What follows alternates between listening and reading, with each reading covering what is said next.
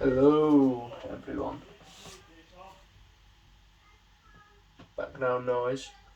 Oh well, in today's video we're going to be solving the Oxford Maths Admission Test 2018 question 1A.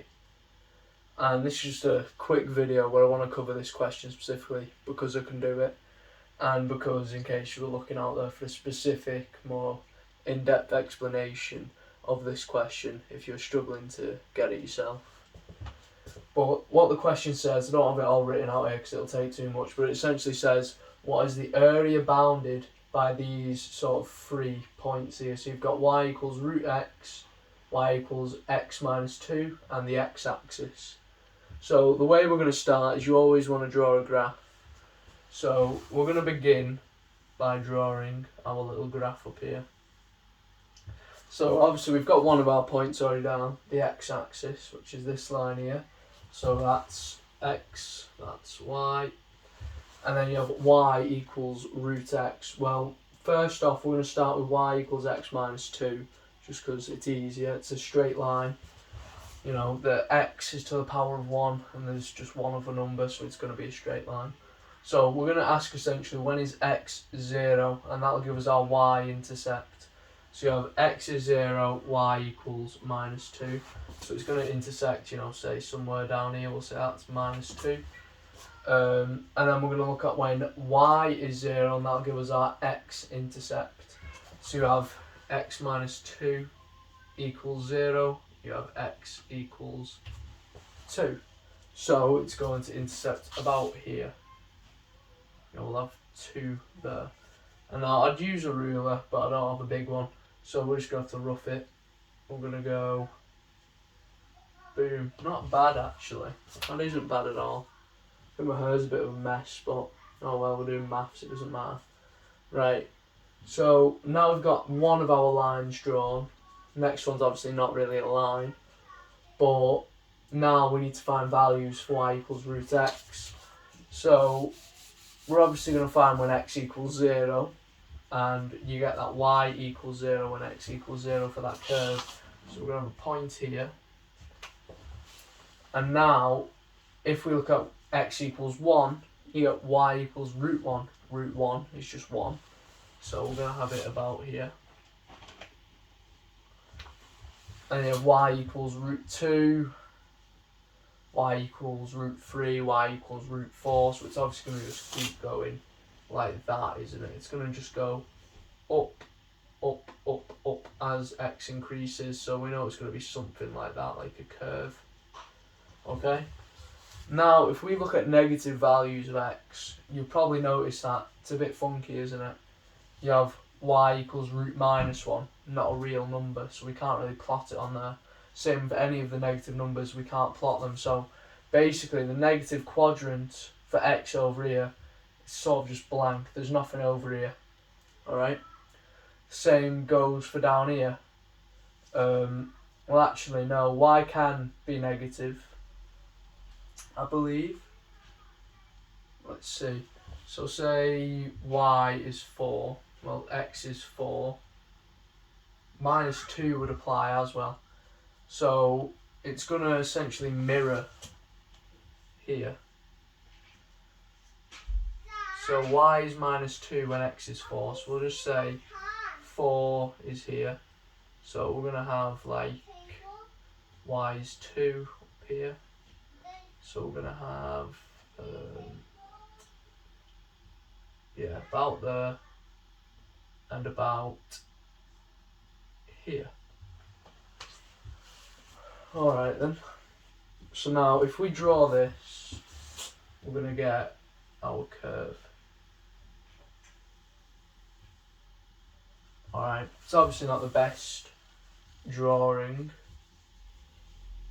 but essentially, well, I believe when I did this, you don't end up with a curve down here. Because if you look at y equals root x, you actually get y equals x to a half.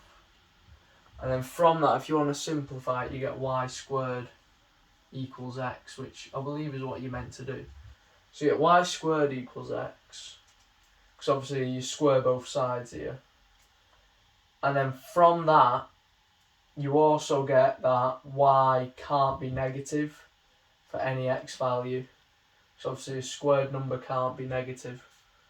So I believe from this fact here, y squared equals x, it can never really be in any of the negative quadrants. It can't be negative down here, it can't be negative down here, and it also just doesn't go up here.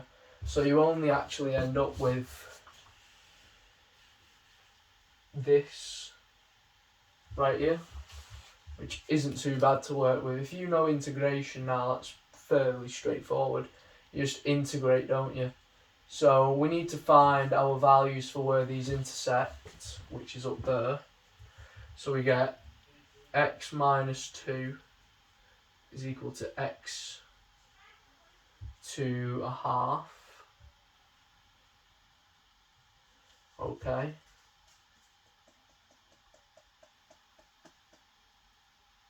And then from that you can say x, you can do an integrated quadratic, so you get x to a half equals x. So then that is, that becomes x squared, that becomes x. So obviously a singular x is equal to 2 of these. So if you have x to a half times x to a half, that's equal to x to the 1, because you add the powers. So there's actually 2 x to a halves in there. So then from that, you're going to end up with a quadratic that you can use. So you get x squared minus 2 equals x, and then you get x squared minus x minus 2 equals 0. Alright? So now from this, you're going to get x minus 2 x plus 1 equals 0, because we're just putting that into brackets there. And from that you get x equals minus 1 and x equals 2. Now obviously there's nothing at minus 1.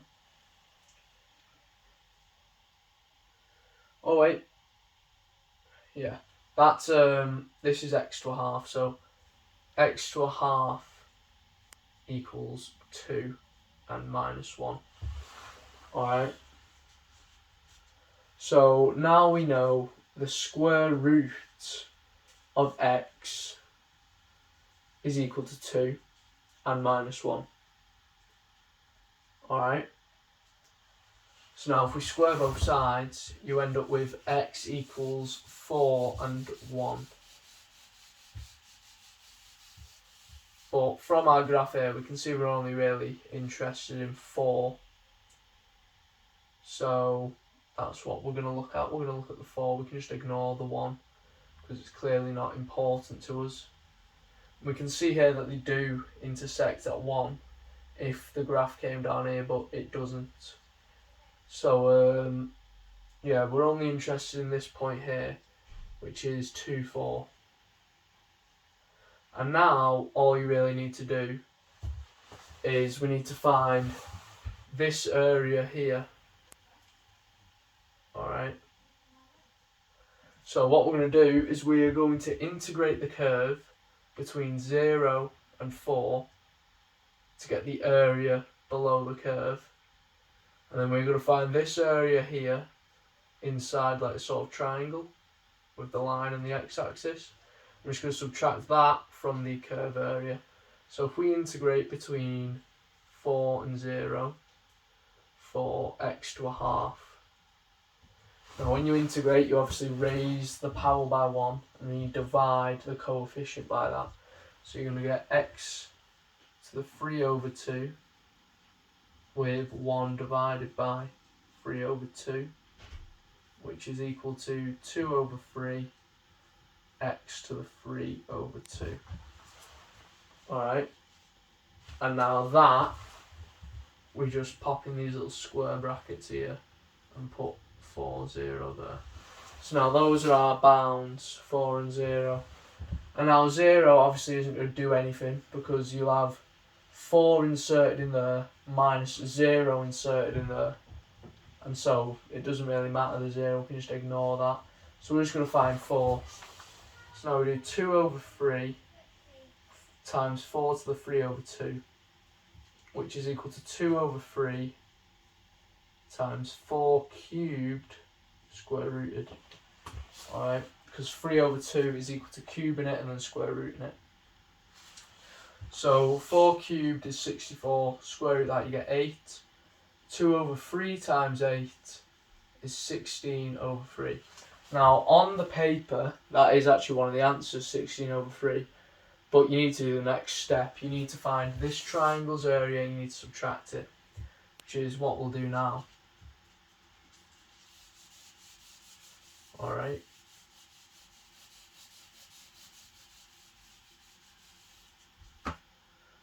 So that triangle's area, you've got the base is 2, the height is also 2 because that point's 2, 4 right up here.